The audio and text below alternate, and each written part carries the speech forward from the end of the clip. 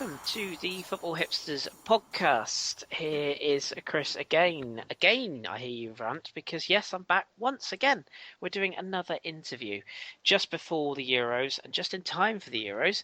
And we've got a fun guest this evening. It's another young lady. She goes by the name of Lana. You might know her as Coco on Twitter or at Lana Dawood.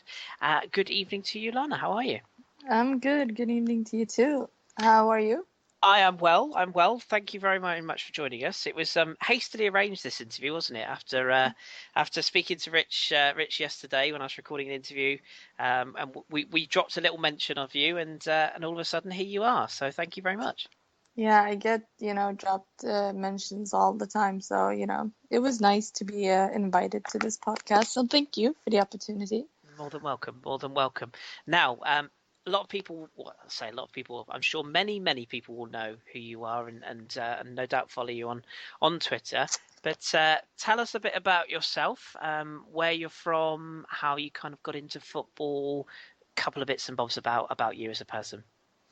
Oh, well, yeah, you're right. Many do know of me, not that I'm bragging, but, both good and bad. Most have me blocked as well for my opinions, which is fine by me.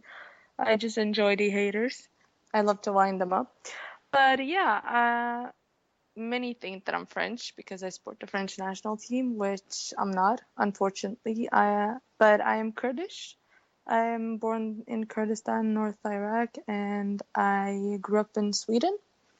And now I live in Oslo, Norway. So, never settling down in one place, always moving around. I first started getting into football at the age of 8. It was actually thanks to my dad, who was huge fan. He's unfortunately a Manchester United fan, so we don't get along all the time. But we have France in common. He supports them as well because of Zidane and Platini being his favorite player. So it's nice to have something in common and not being totally enemies all the time.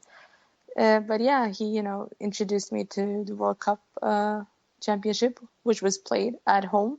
To France, and we watched a lot of games throughout the tournament, but it was in the final that I really started watching football games, and I was so mesmerized by this guy, the number 10 and all that, and I was like, who is this guy? To my dad, he was like, this is Zidane. He's Muslim just like us. It was very important for my dad, to point that out. He's one of us basically, and from that time on, I just had to know everything about him, who he played for, position, and history, and he happened to play for Juve, which then on it became natural to support the team, and even when he left, I still continued to support Juve. Fell in love with all the players, Del Piero and the others that came on after that. So yeah, that is the reason I fell in love with football. That's a fascinating story, and I love the transition between the countries, which I'll ask you a bit about. So, what age did you move from Kurdistan to Sweden? I believe you went to Stockholm. Yeah. Were you very young at the time, and how was the move for you, sort of transitioning, because it's two very different countries, I'd guess. It is. I don't remember anything because I was just 9 months old when I came to Sweden because of the war that was going on in the Middle East. So I basically it's normal for me to just say that I'm born and raised in Sweden, just to avoid the complicated part of you're Kurd, which part? But yeah, I was 9 months old when I came to Sweden, so I don't remember anything from my time and from the war and what went down anything at all. So all my childhood memories are from when I was in Sweden growing up. I guess that must be, in a sort of a weird way, it must be quite good not remembering some of the war and whatnot that was going on. That must have been quite hard to think back to. But the comparisons are obvious with a certain footballer who's just become a free agent. Hmm. Would I be right in saying that you're quite the admirer of Mr. Ibrahimovic, as am I? Yeah, semi-admirer, if to put it lightly. I'm a huge fan of Zlatan.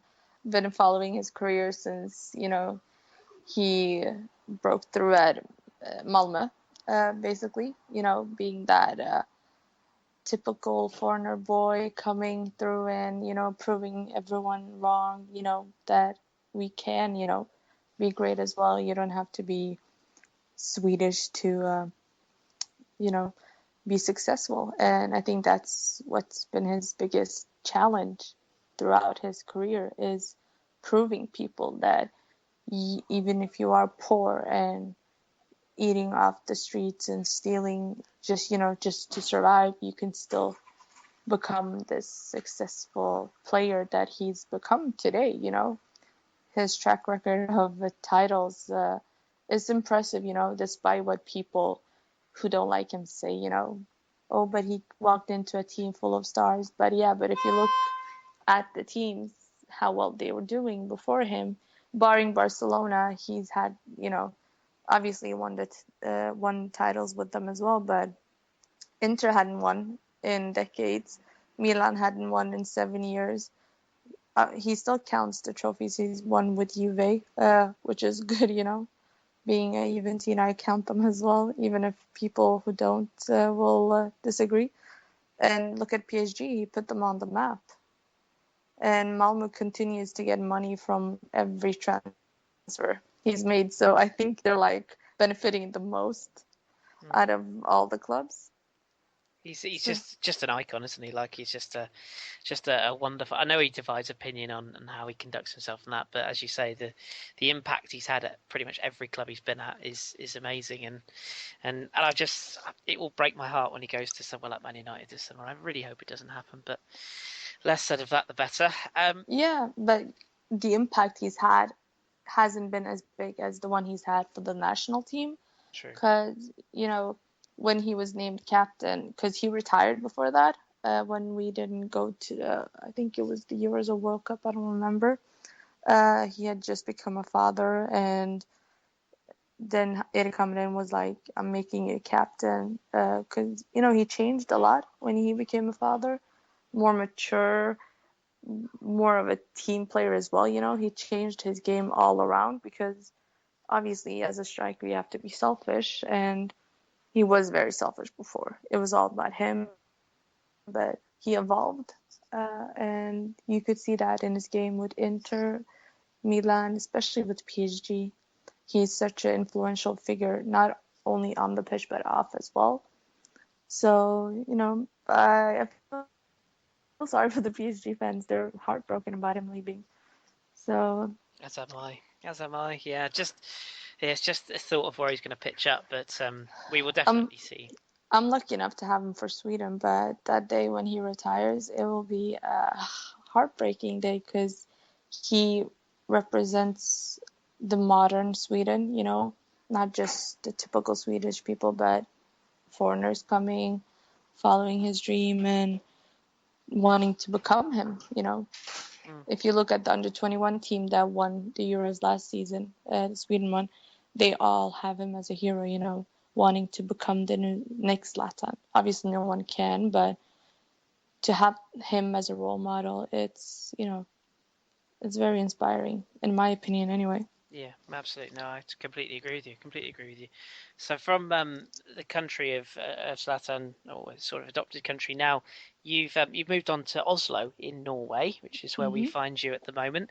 How do you find it in Norway? Because it's another hotbed as far as football goes in another country that likes its football. How do you find living in Norway now? It's all right. I mean, it's not my favorite place, but my dad's family live here, my mom and my siblings. So obviously, you just adjust to the daily life. I mean, their football is shit. They're terrible at football. Their manager is even worse than Sweden's. And I make fun of them all the time. Uh, I never let them forget how terrible they are at it. But Norway, they're good at many things. Football ain't one of them. So the female team is pretty good though. Yeah. They have one of the best young strikers in their team, Ada Hegerberg, who just recently won the treble with Lyon as well. So Yeah, definitely. We should touch on that actually in a minute. And something I always like to ask about, particularly we asked the same of Mina Rizuki, is the impact of women's football, which we'll definitely touch on in a moment. So just sort of casting your mind back, as you said, France '98, that got you involved in, and you sort of discovered Zidane, if you will.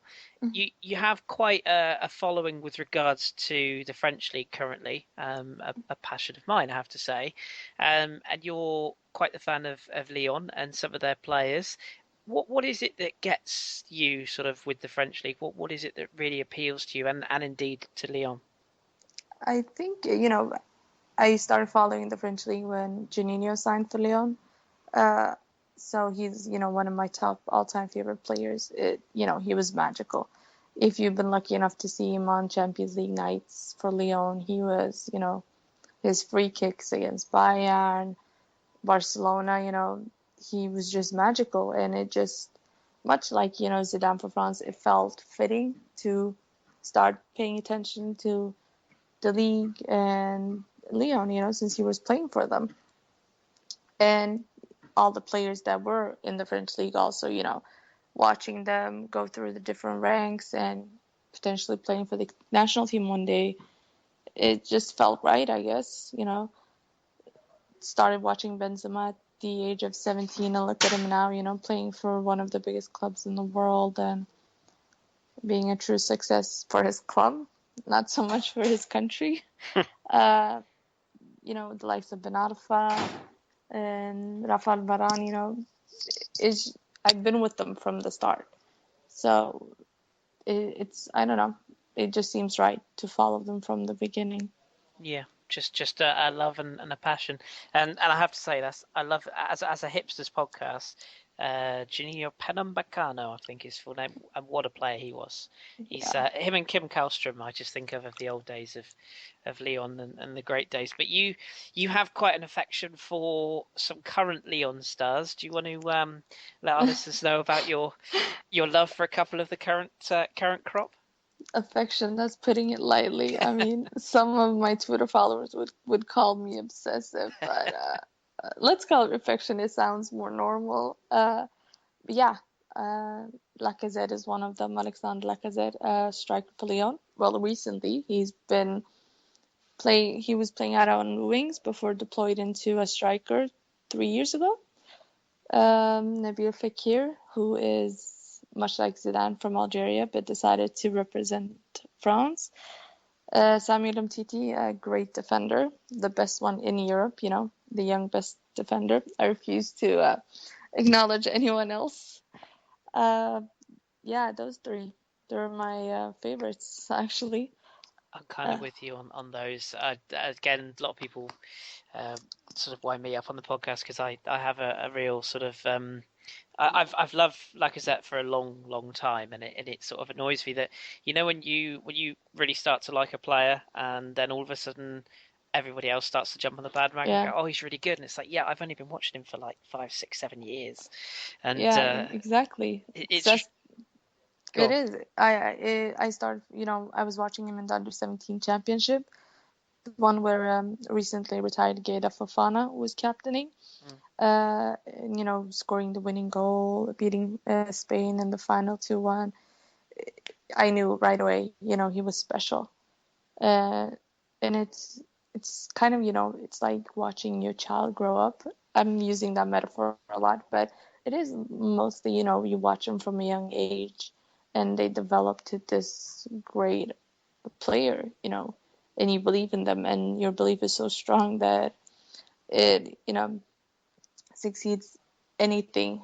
Even people saying, but he's not good enough.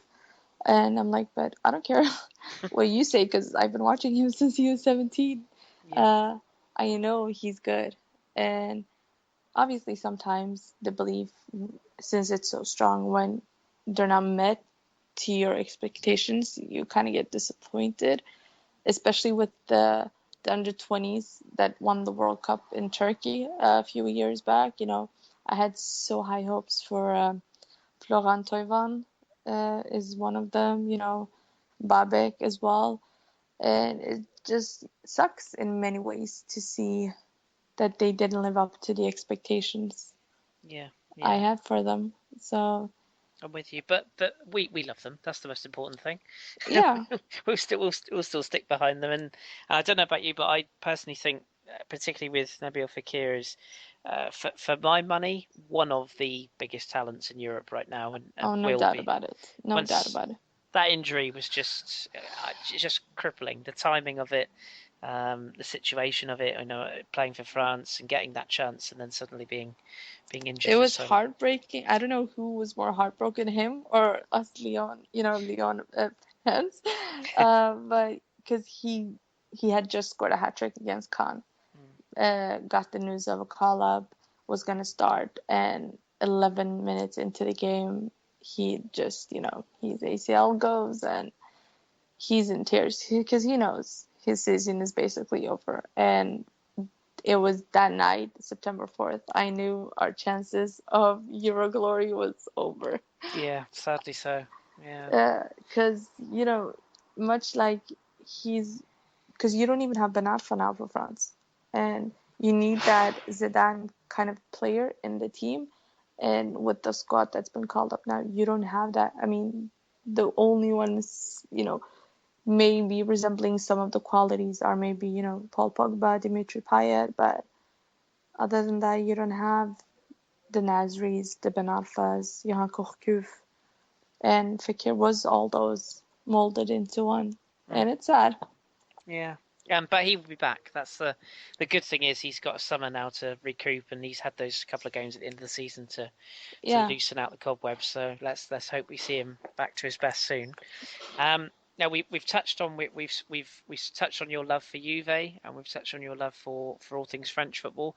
You also have a love in the Premier League, hmm which I believe we share. You're quite the fan of Arsenal and indeed their manager. Yeah. I've been to a lot of Arsenal games. Many good wins, many bad wins. Sounds uh, familiar. but my first one was Arsenal versus Celtic in the Champions League.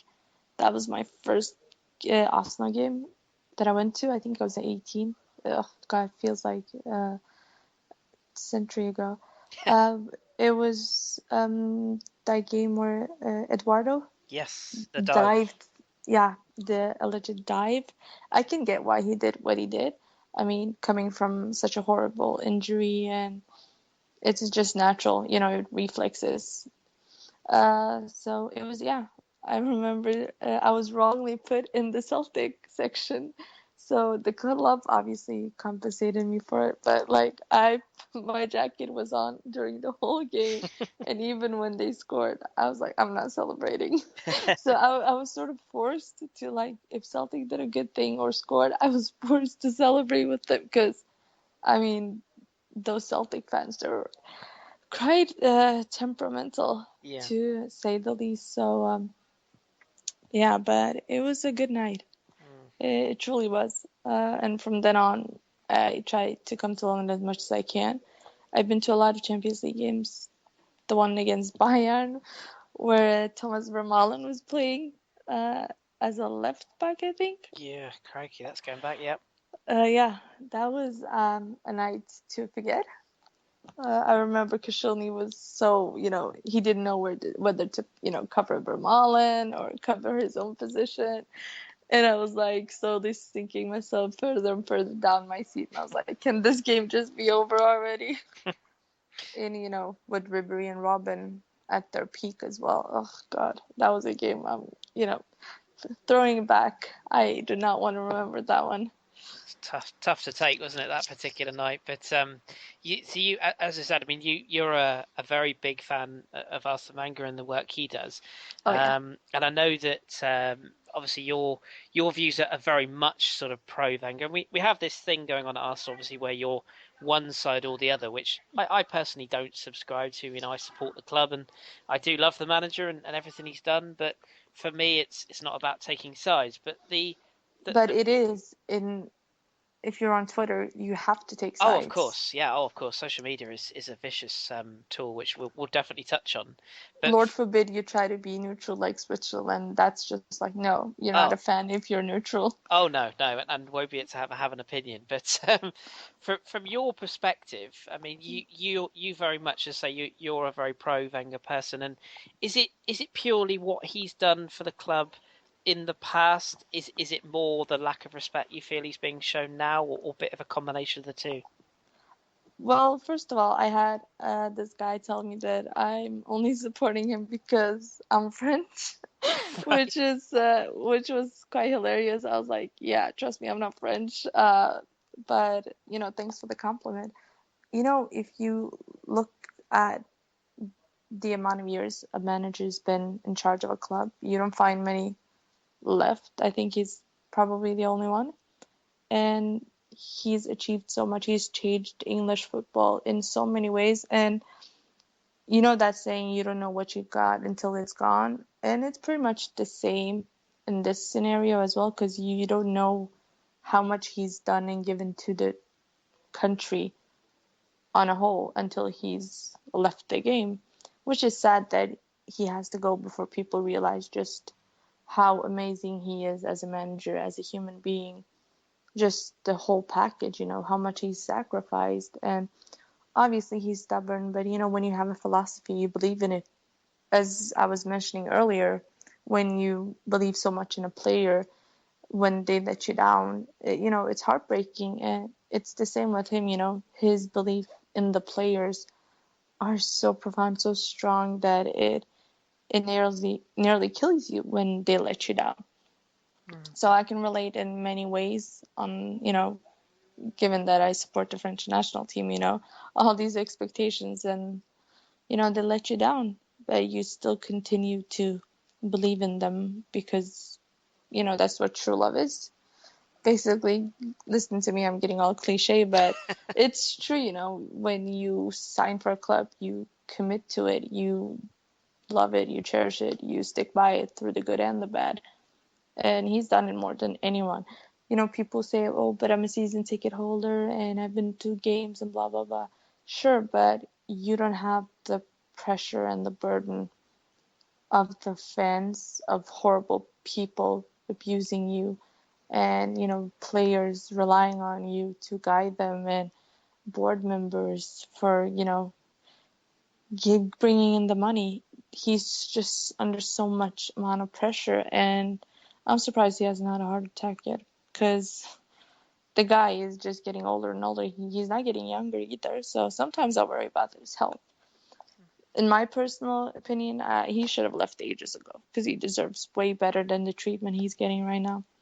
Mm. Yeah, it's definitely, as you say, there is that one sort of group of people that insist on either turning on him or the board, depending on what day of the week it is. But no, Mm-hmm. I do agree. I think a manager of his esteem deserves a lot more. But what do you make of the current Arsenal setup and the current squad? Obviously, we've seen at the time of recording just the one addition so far this summer in Granit Xhaka, and there is talk this summer could be quite a large one for Arsenal fans, in that there could be quite a few coming in potentially. Yeah, we said that last season and Yeah, the season absolutely, before, but absolutely. It's almost a broken record, isn't it now? But it is. do you think the squad is close to being complete for a title challenge? Or Oh do no, you no, no, far from it, far from it.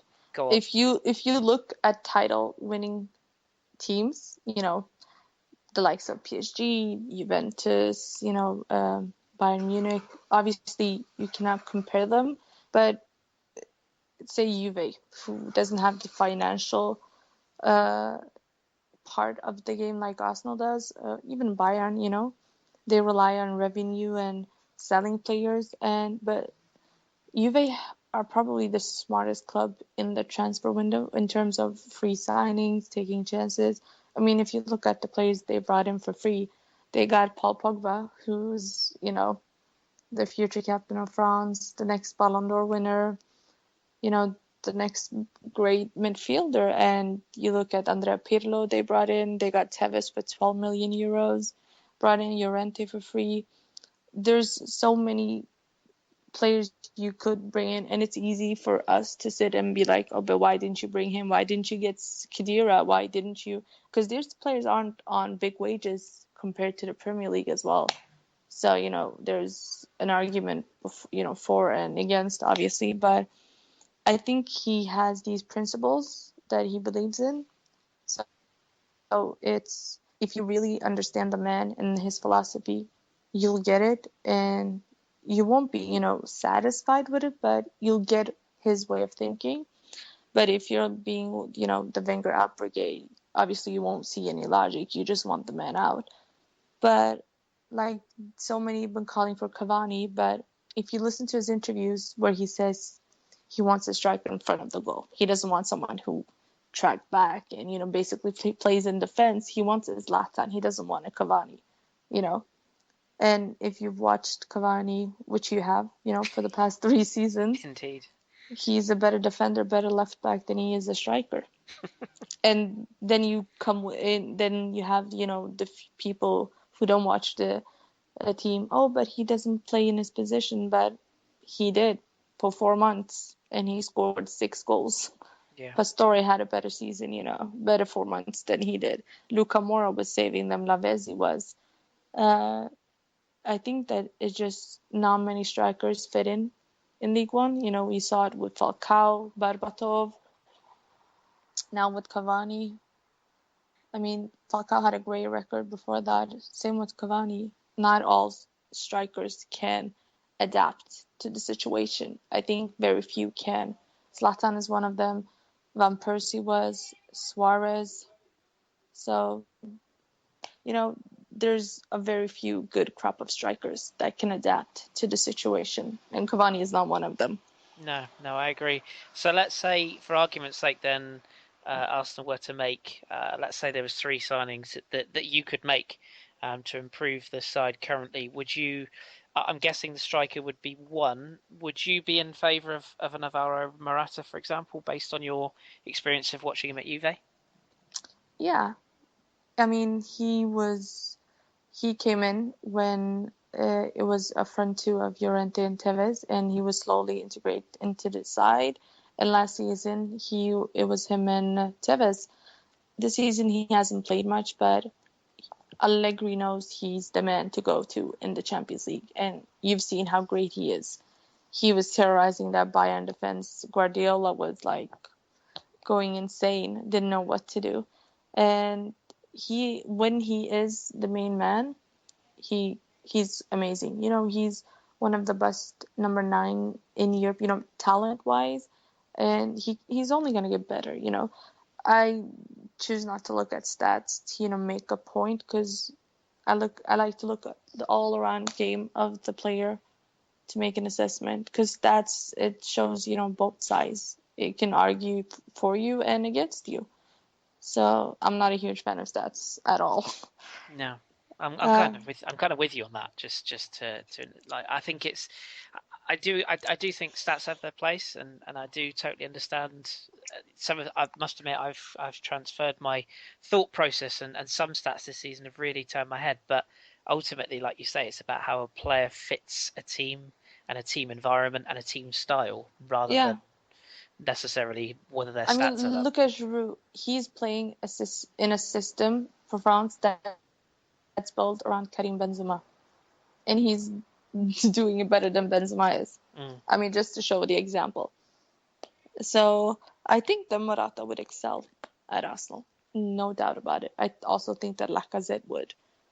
Uh, that I could say Batshuayi as well, but I don't think he would fit in. Just like attitude wise, he's very selfish. I just don't think he's the type of player Wenger would want in. Much like Deschamps, he wants players, the environment being well, being harmony and all that. So I think with Batshuayi as well is another one that still has a lot to learn. As good as he looks, I still think he's got a lot to learn. But we shall see. yeah, because stats are talking for him there, with all the goals, but if you've seen the Marseille games this season, he hasn't been that influential. He isn't even nominated for Player of the Season because he hasn't won one Player of the Month award. And he's supposed to be their, Savior. leading man. Yes.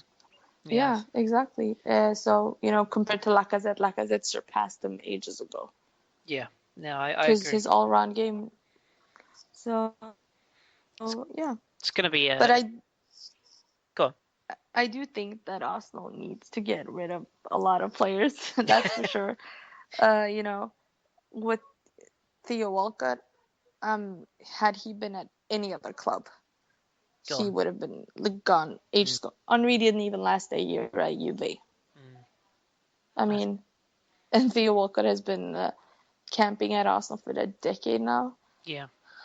I mean, you cannot call him a potential anymore as well because he's like 27 now.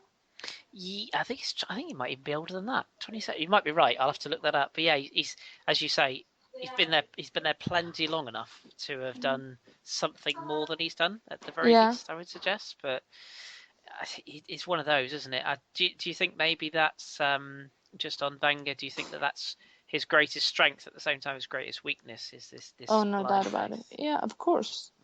I don't think he wants to realize that the player he had so much faith in let him down.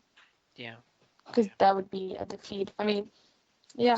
I think it also, if you look at, with Chamberlain and Wilshere, how much faith he has in them. I mean, Chamberlain is still young. He still has, I would give him a year max, 2, before I would, kick him out as well.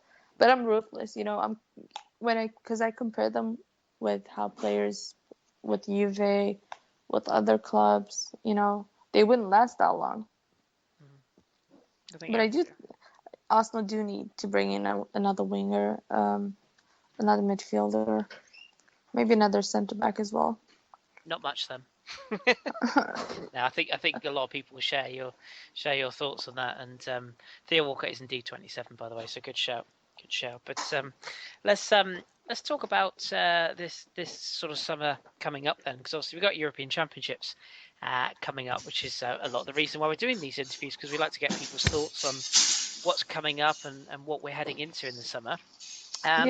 Let's start with Sweden, because they are a nation that I think it's fair to say hardly anyone's talking about.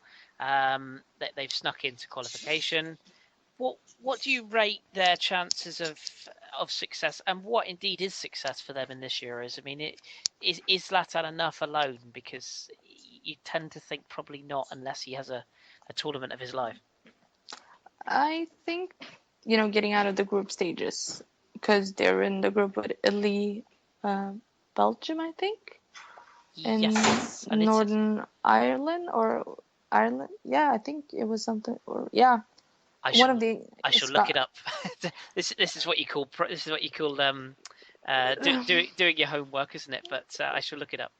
Yeah, but he's great for Sweden. No matter how terrible the team is, you can always rely on him. And you saw that against Denmark, because trust me, Denmark were superior to Sweden. Player-wise, they're the better team. But where they lack that big vocal player, and that's Zlatan. They had Niklas Bentner up front, and it was a bit of a rivalry between Sweden and Denmark ahead of the games. The Danish people were talking about how they were going to send Zlatan into retirement and how they were going to, end the Söta Bror, as they call us, sweet brother. But, at the end, Zlatan had the final say. As he said in his, full-time interview, they were talking about sending me into retirement. I sent the whole nation into retirement. So, case closed, I guess. Yeah. But I think, he's hyped up. He's been resting now against, I don't remember who they were playing yesterday, Slovenia or something like that. Yeah, was it from me? Yeah. I'll look that up as well. That was 90 full minutes that I regret watching. 0-0 draw, was it? Slovenia, You're right, yeah, Slovenia. So he was sitting on the most exciting part was watching him yawn on the bench, basically. So I, switched that over to France. But I think, he's picked a good squad, as good as it can be.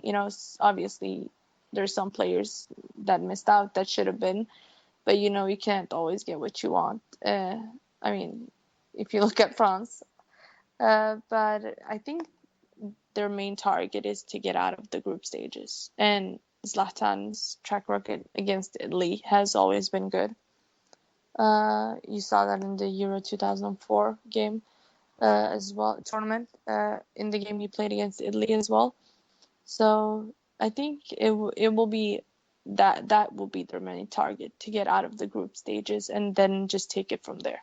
Yeah, absolutely. And they are in Group E, and Belgium, Italy, and Republic of Ireland are the teams that they will face. So, like you say, that's going to be a test. Is there any sort of for our listeners that maybe aren't familiar with some of the younger talents? Because obviously we know Sweden won the under-21 European Championships previously, and there's some real stars coming through from that generation. Is there any young talent in this squad that's been named that you would particularly look out for? Obviously, Johan Guidetti, the heir to Zlatan, as they like to call him. But I think, we will rely more on the senior players more than the under-21 players, that were called up, because it will be basically, the defense being good enough, which is high hopes, but we have to rely on Zlatan. Forsberg is one to look out for, but Sweden is Zlatan. Zlatan is Sweden, so there. When you talk about a team being a one-man team, this is the true definition of it. So I think we have a good chance against Italy because they're horrendous. I mean, the squad that Conte called up I think they might compete with us being one of the worst. So we just have to see. It will be interesting to see how they, Conte will play a 3-5-2. So, but I think Sweden has the pace to be able to counterattack, because Conte's weakness has always been not being able to react to counterattacking teams. We saw that in the Champions League with him when he was coaching Juve as well, especially that famous game against Galatasaray. That's also the main difference between him and Allegri. Allegri can always rotate, switch to 4-4-2, 4-3-3, depends on the opposition, which I think Hamren will exploit more, because he knows, Zlatan also knows how the Italian league works, which players to target, and no doubt he will, share that with the team. Yeah, that's one thing I think that people overlook is his experience at this level and knowing his opposition. So, and as you say, that Italian squad doesn't look the strongest. And to be fair, even the Belgian side, who many people fancy to win it, have had a lot. Yeah, I don't get why they're so overrated. I'm kind of with you. I've got to be honest, and their defense I think has been weakened. The last couple, I think they've had 2 dropouts since then, and they're not defensively brilliant. So yeah, when you look at it like that, it will be a game. That group will all be down to basically who can score more and concede less. Yeah. And Italy doesn't. They have a great back four. Gigi Buffon and BBC of Juventus. I mean, that's basically their only strong point, is that back four of Bonucci, Chiellini, Barzagli, and Buffon. Their midfield, he didn't call up Pirlo, he didn't call up Giovinco either, no Marchisio, no Marco Verratti either. They're missing some huge key players who make such a great difference for that team. And they have Simone Zaza up front, Pele, I think. I had an Italy fan asking me to give them Giroud in exchange, and I was like, yeah, take him. I don't mind. It's not exactly a front line that strikes fear into the teams playing, does it? So I think that my money would be on Sweden and Belgium qualifying.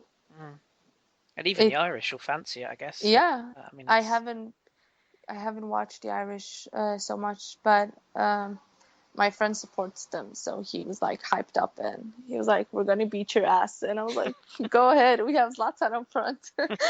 That's basically my answer to everything when it comes to Sweden. Yeah, but do you have Zlatan up front? No. No. I mean, the guy could play in midfield, up front. I mean, one Anywhere. more, yeah. Anywhere. Even defense on corners. I mean, what more can you ask of a player? And of course, looking at the fixtures as well, Ireland open up with Sweden. So I mean, that's going to be the first game. You'd think if Sweden can get off to a good start with Belgium playing Italy, that will be setting them up quite nicely. But Yeah. yeah, it's going to be a big one, and of course it will be Zlatan's last tournament. So let's hope he goes out with a bang. Is second last. Oh, of course, yeah. Sorry, yeah, he did say he's going to play on to the World Cup in... No, he is going to the Olympics in Oh, Brazil. of course he is. You're absolutely right. Yes. Sweden automatically qualified as their reigning Euro champions. You are So absolutely... that team will go, and I think you're allowed to bring 4 over 26. Yeah. And there were talks about Zlatan being one of them going. I wouldn't put it past him turning out in the World Cup in 2 years.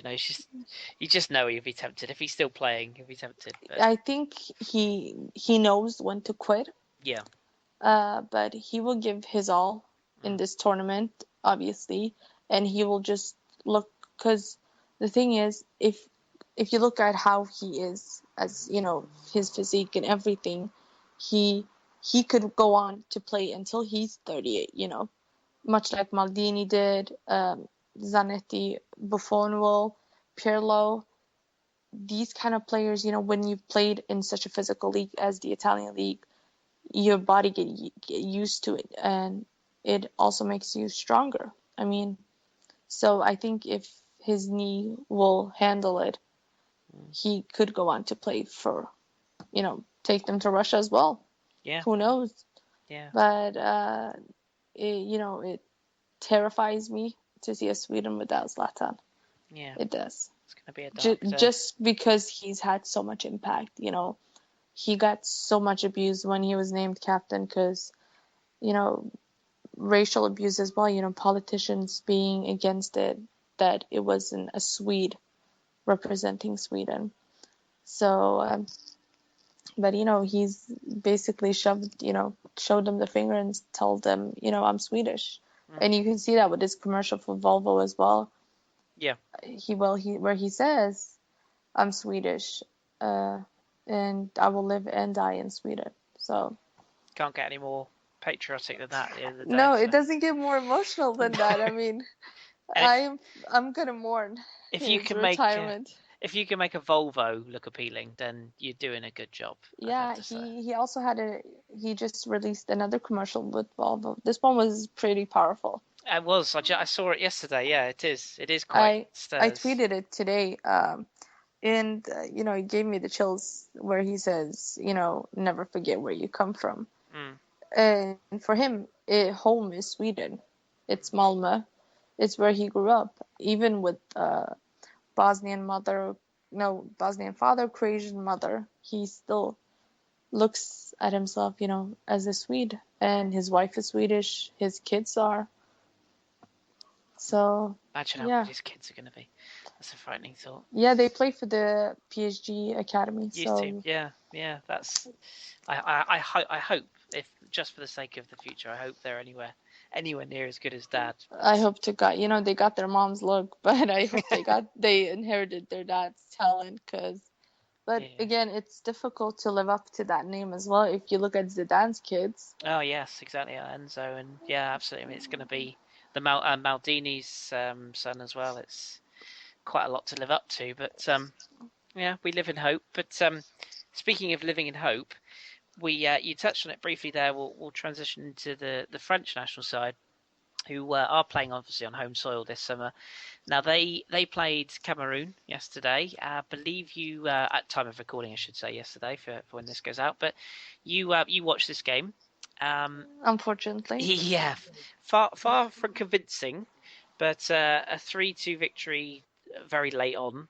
Didier Payet's wonderful free kick to win it in the 90th minute. But what do you make of the French team as they head into this Euros? There's been lots of sort of trouble defensively, a lot of changes and call-ups and dropouts. Where do you think they are going into this tournament on home soil? You know, again, touching on Italy, when they face a scandal, they always, come out on the top with the World Cup and all that, in 2006 when they stole it from us. But, but France, no, they don't have that mentality to use that for their advantage, with the whole Valbuena and Benzema scandal coming out, and then more leaked scandals from Benzema. And it's just, it comes to a point where, where do you draw the line and defending him and excusing him? Because his track record is so long, and you expect him to show his form for Madrid, for France as well, because it is a system that's built around him. He got the number 10. This was your team to lead, and when it mattered the most, you let us down again. And people blame Valbuena so much, but truthfully, he is the victim in all this. I mean, you should lock up your tapes, obviously, or not make tapes, or at least if you're gonna leak them, use it for your advantage, like Kim Kardashian did. But Valbuena isn't the smartest guy. No. So it's just that it ruined so much for us, our chances. Losing Fekir was also a huge blow. I think it's worse than losing Benzema, because Fekir doesn't have that attitude, thank God, but he also brings something exciting to the national team. He's so unique. You don't see so many type of players like him, and we needed that. And that meaningless friendly against Portugal, it makes me angry. After that, I just hated friendlies so much, and I used to love them. But defensively, were shocking. I mean, Adil Rami cannot defend. How he was called up, I refuse to believe that logic that, oh, he's right-footed, left-footed, that's why he was called up, because he's shit, flat out shit. And it worries me when I see how they were playing yesterday. If this is the kind of defensive display they're going to put out at home, we might as well just drop out right now, because it's embarrassing and it's an insult to the fans who genuinely believe that we have a shot at winning this. I don't. My hopes of actually, realistically winning this dropped out on September 4th. So I don't think France will win it at all. I had money on us not getting out of the group stages. I'm that negative right now. Really, yeah. I think you touched on Adil Rami. Of course, he did come out, I think, after the game yesterday and said that he was poor and that he needs to do better, etc. Which is all very well after the affair. No shit, Sherlock. You just conceded 3 goals. No, 2 goals. I mean, come on. It was the king of stating the And obvious. he's not the only one to blame.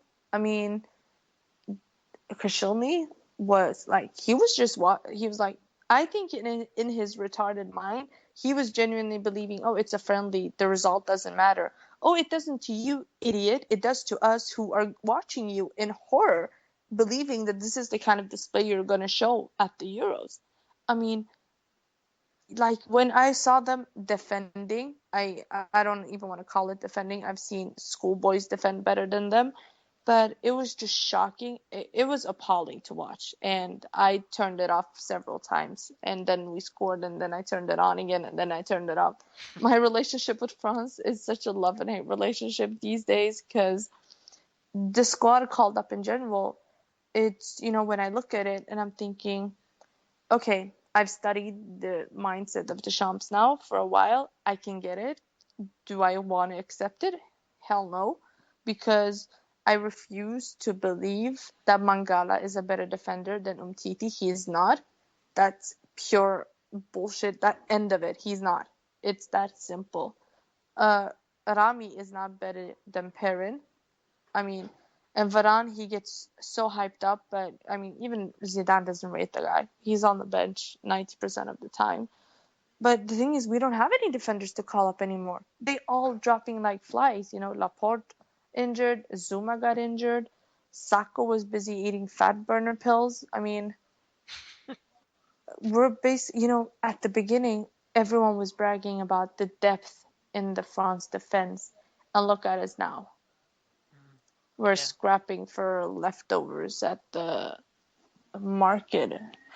It, Um, it looks rough, doesn't it? I'm with you, by the way, on Umtiti and especially on Perrin, who I think has had a really rough deal. I know St Etienne are, you know, they did well. I'm not a yeah. big Saint Etienne fan, but truth be told, he Mm, was a great defender.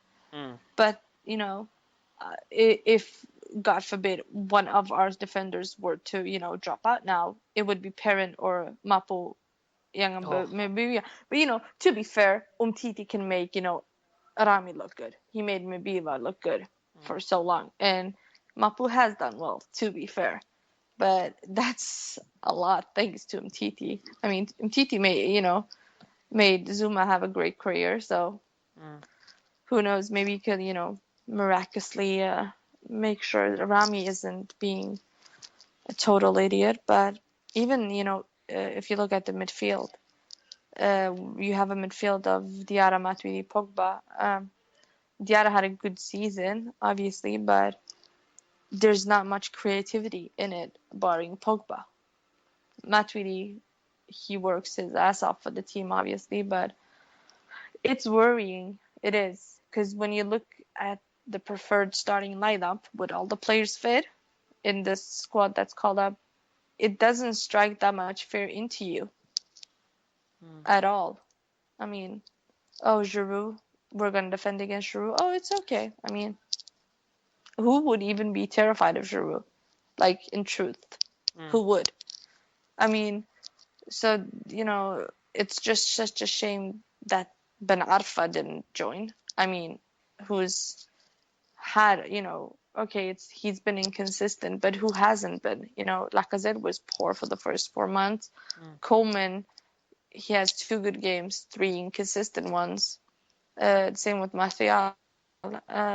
Giroud wasn't scoring for months. And the one who we all want to lead the line is terrible for France, and that's Benzema. Yeah. So you had to rely on Gignac, uh, and he didn't even he didn't even include Gamero in it. So there's a lot of choices Mm. that could have been made, but wasn't. So people talk about how Spain left out, um, Gabby and Sol or whatever, all these names, but none of them don't have that same impact, on the team as it does for France. Yeah. Because you need Giroud and Gignac, they're so similar. You need another type of striker who can, produce that moment of magic. Something Gamero would have done, Lacazette would have done, but Narfa could have won a game on his own. Mm. You don't expect Giroud to win a game on your own.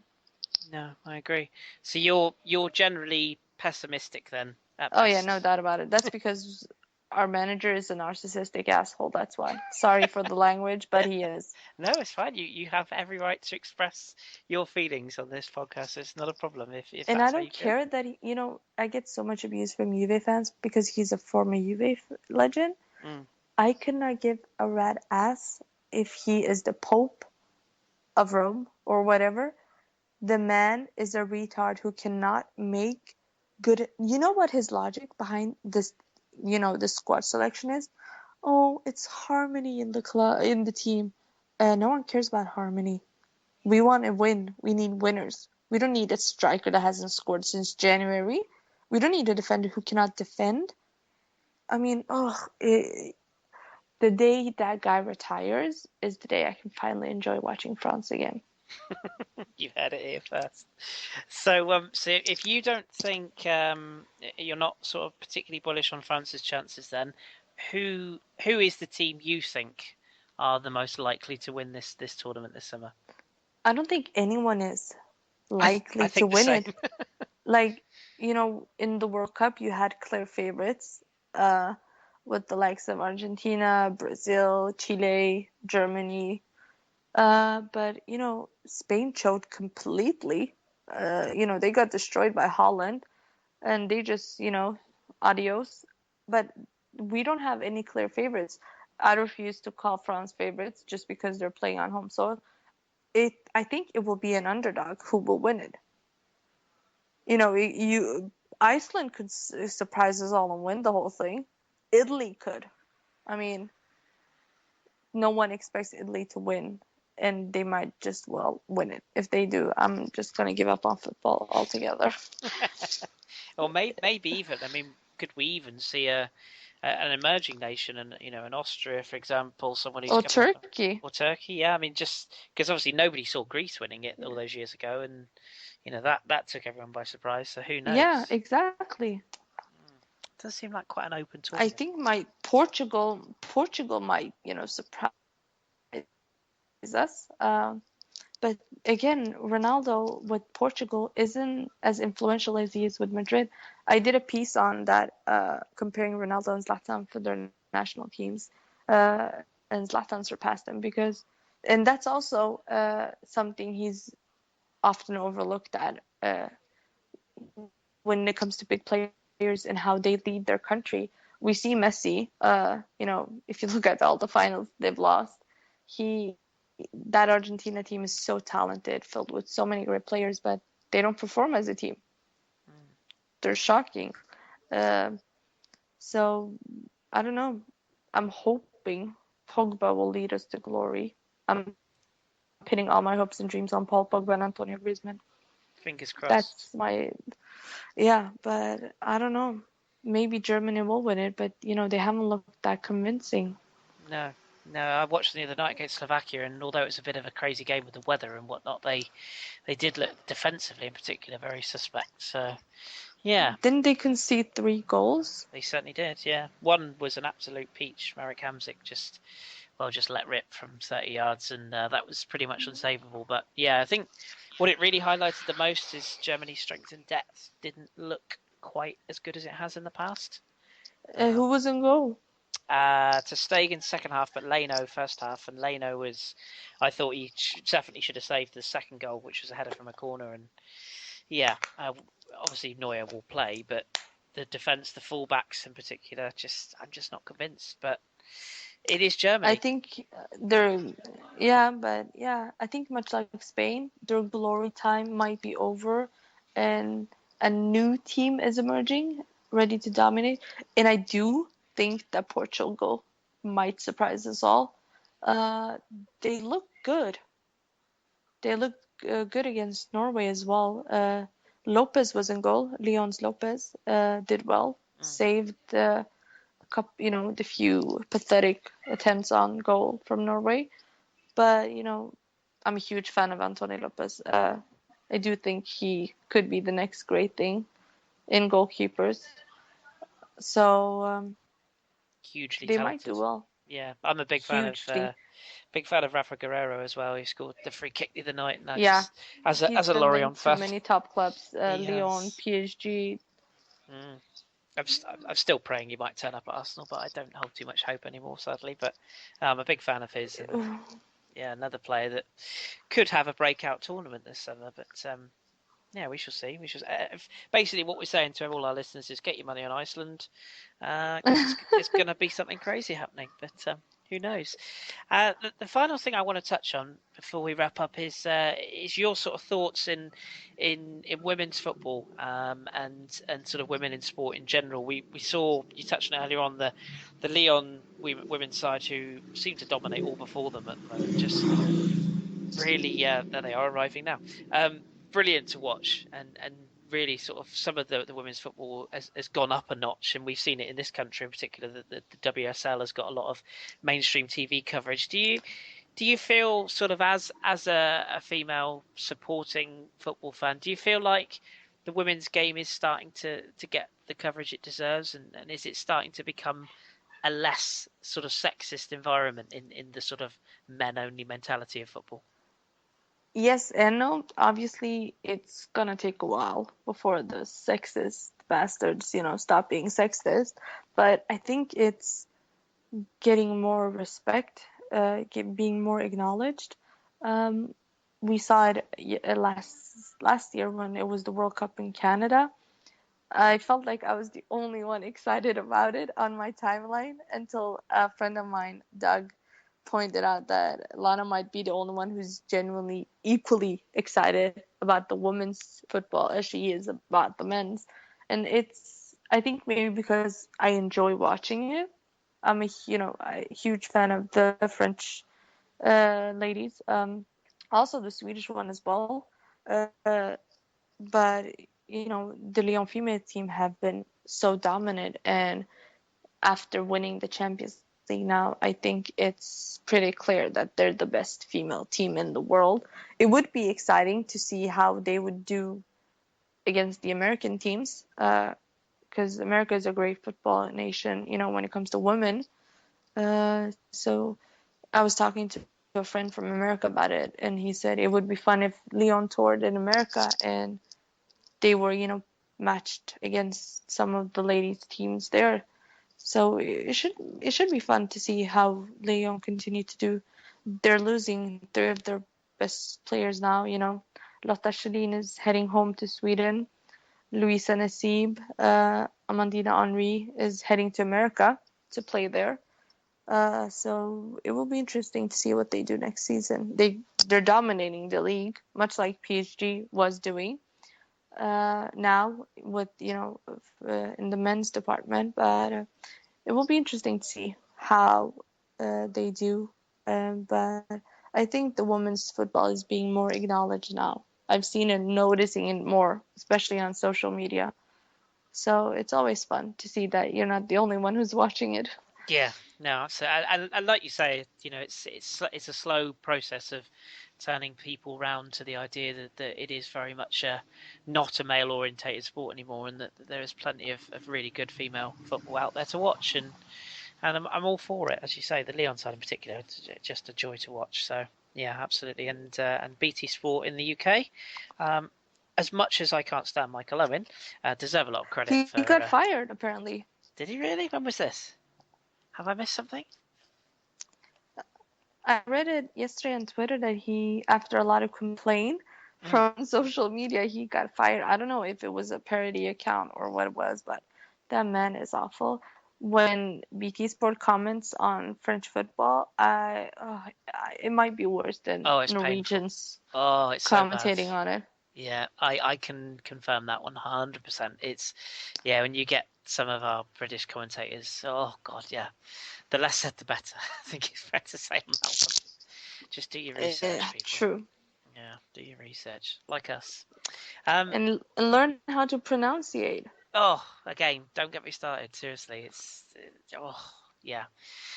Although saying that, we do mock one of our co-presenters because he butchers foreign names all the time, but at least he takes it with the good grace and he makes a little giggle out Yeah. of it. So we'll let him off for that one. But we ask all of our first-time guests this question, so I would have to ask you the same.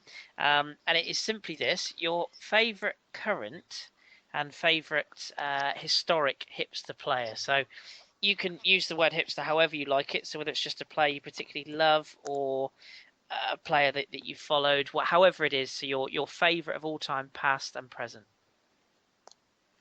My past will obviously be Zinedine Zidane. Um, that goes without saying. Current, Zlatan Ibrahimovic, Love it. but Nabil Fekir is starting to take over. The same with Paul Pogba, but I think that when Zlatan retires, it will be Pogba who will take over that. Yeah, And thank God he still has at least a decade ahead of himself, so I don't have to worry about him retiring anytime soon. you got So yeah, you got one lined up when the other it's one kind of moves on. fitting, French, Swedish, French. Yeah, yeah, it works. Yeah, I have to. I like it. We've had lots of different people come out of asking that question, so it's always interesting. I like those two answers. Superb.